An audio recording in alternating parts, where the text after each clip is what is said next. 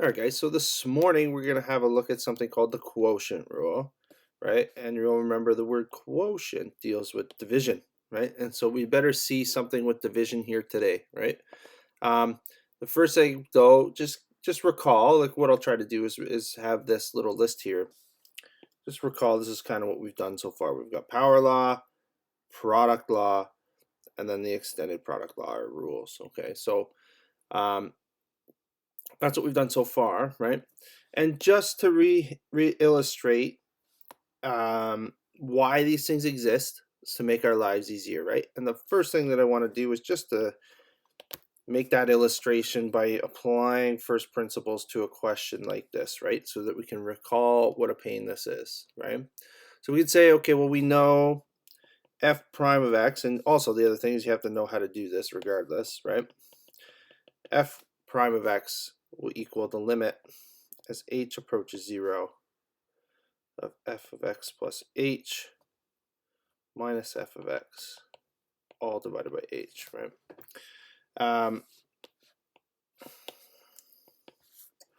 And remember, we can say, okay, well, what do we want our function to look like as f of x plus h? Well, we could say it's 2 times x plus h over 1 minus x plus h, right? We could say that's 2x plus 2h over 1 minus x minus h. Okay, I don't think we could do too much more with that. And then the second part there is we're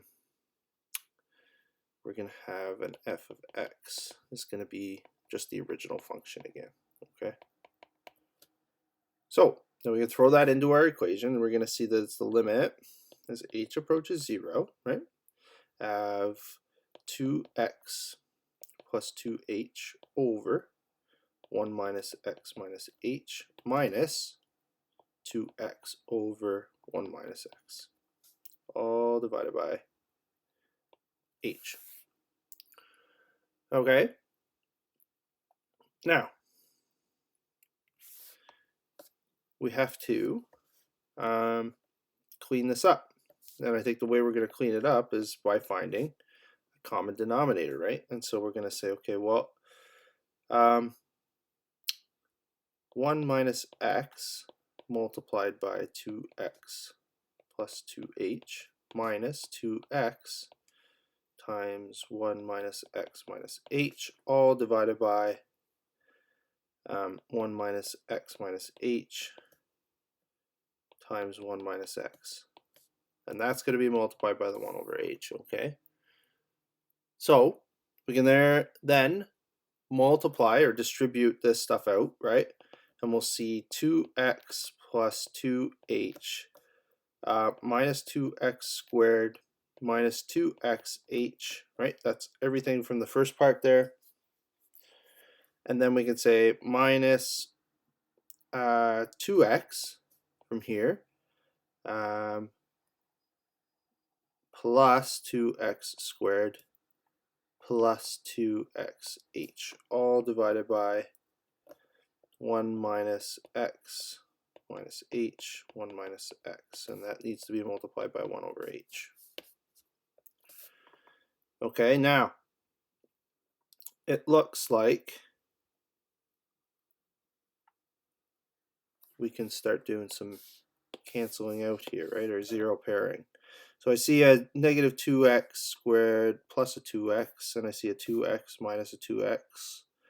And conveniently, everything else has an h in it. So we can remove that h and write it out front, right? We can say h times 2 minus 2x plus 2x. Oh, one sec, we missed one thing. Let's say negative 2xh can cancel out with 2x plus 2xh, right? And so we're just left with h, two h's. I don't even need to do this. It'll be 2h over 1 minus x minus h, 1 minus x times 1 over h. H's cancel. Oh, and don't forget your limit as you're going down.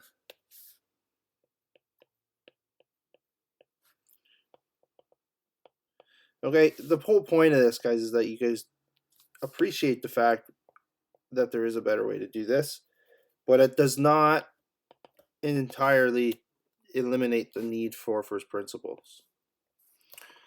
Okay, you need to understand where the stuff came from, so it's not just magic, right? The last step is to actually evaluate there. You would see that you'd get 2 over 1 minus x times 1 minus x, which we can reduce to, okay, that's the derivative of the original function, f prime of x. That's f prime of x. Okay, now when dealing with these fractional questions, we know that this is a challenge, right? And it's kind of a pain having to create the common denominators and run through this process. Now, what I want to do here for the first part of this video is just develop what the quotient rule actually, like what it actually is, okay? So it says here, you know, we're gonna, obviously if we're gonna deal with a quotient, we should see some division, right? And with the division, right, we're gonna have like a different kind of rule, obviously, right, relative to the product rule. Okay, seems a little bit more complicated by the time we reach the end of this little proof here, but in practicality, it's the same thing as yesterday. You know, you're gonna write down the things that you we're going to derive one function, leave the other one alone, and then derive so on and so forth, right? As long as you write down the rule, it's very straightforward, right? And then you just maybe even do the work over on the side, right? You know, here's your f of x, here's f prime of x, here's g of, you know what I'm saying? Like, and you can do all the work over on the side, right? And then just plug it in and then clean it up, okay? I've never necessarily done it that way, but that could work for you. So let's start here with this, right? Y equals f of x over g of x, right? That's our starting point.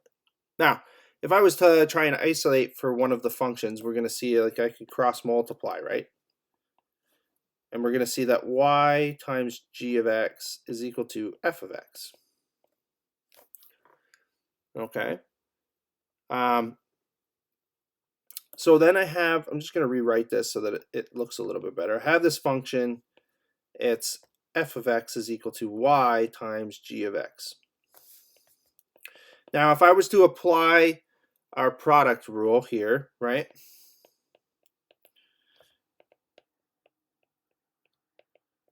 If we were to apply our product rule, we would see that f prime of x, if I was to take the derivative of this, I have two functions here, right?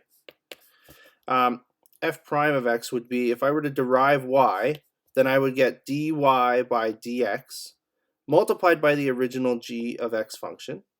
And then I'd need to add g prime, then I'd need to add y times g prime of x.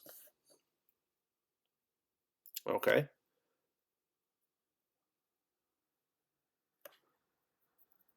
And then, once I'm here, we can do some shifting around, right? Ultimately, what am I interested in? Okay, I think what I'm interested in is the derivative dy by dx. Okay, so this is the thing that I'm going to try and isolate for, is this, right? That's what I'm interested in. The derivative of y with respect to x. That's what I'm interested in, right? The whole quotient rule. So what I'm going to do is I'm going to do some strategic, I'm just going to do some manipulation here. So I'm going to take this term here, because this is a term. I'm going to move it to the other side, and I'm going to bring the f prime of x and move it over here. Okay, and that's going to be the next line. So we're going to see dy by dx has to equal, actually, you know what? Sorry, one sec. Let's just leave that where it is, and we'll just bring this term over. Makes it easier. Okay, so we're going to see that dy f prime of x minus y times g prime of x.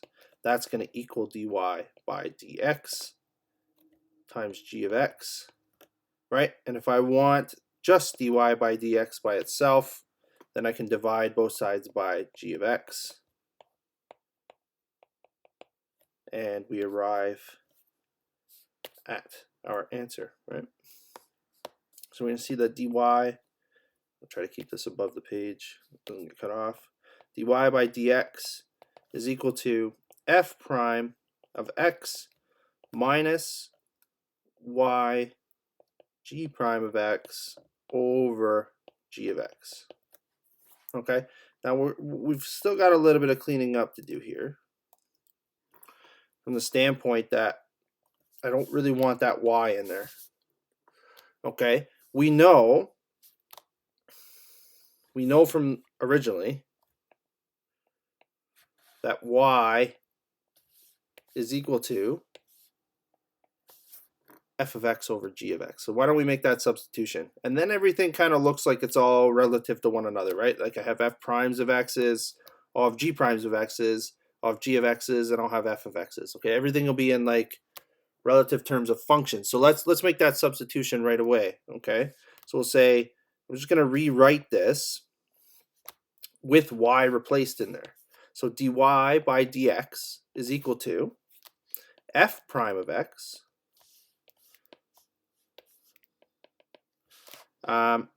minus f of x over g of x, right? This is y, times g prime of x, all divided by g of x. Okay, now we're going to create, I have subtraction there, so I'm just going to create a common denominator, right, between the right term and the left term. So to do that, I'm going to multiply by g of x, right? So I'm going to see dy by dx is going to equal g of x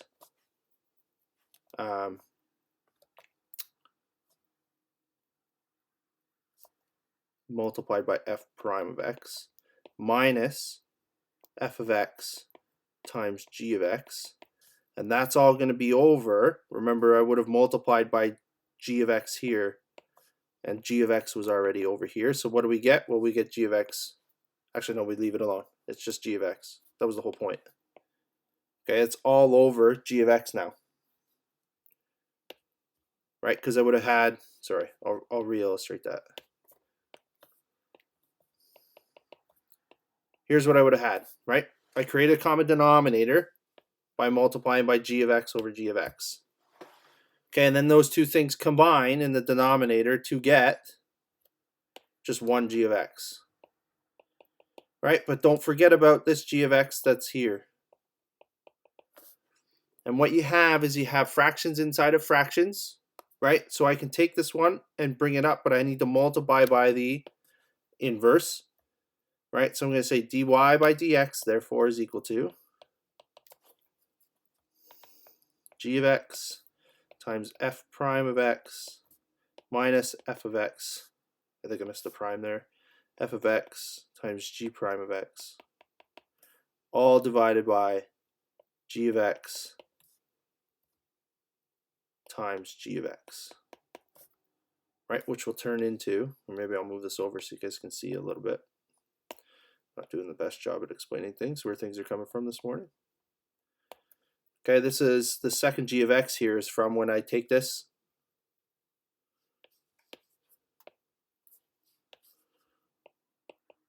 g of x here, and I bring it up and I multiply by 1 over g of x. And my final answer, or my quotient rule, will be g of x